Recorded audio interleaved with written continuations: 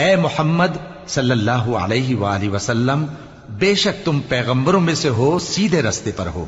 یہ قرآن غالب و مہربان کا نازل کیا ہوا ہے تاکہ تم ان لوگوں کو جن کے باپ دادا کو خبردار نہیں کیا گیا تھا خبردار کر دو کہ وہ غفلت میں پڑے ہوئے ہیں۔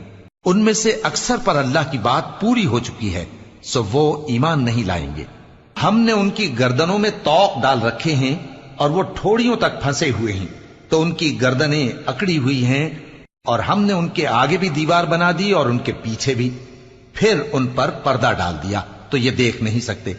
اور تم ان کو خبردار کرو یا نہ کرو، ان کے لیے برابر ہے، یہ ایمان نہیں لائیں گے۔ تم تو صرف اس شخص کو خبردار کر سکتے ہو جو اس نصیحت یعنی قرآن کی پیروی کرے اور رحمان سے غائبانہ ڈرے، سو اس کو مغفرت اور بڑے ثواب کی بشارت سنا دو۔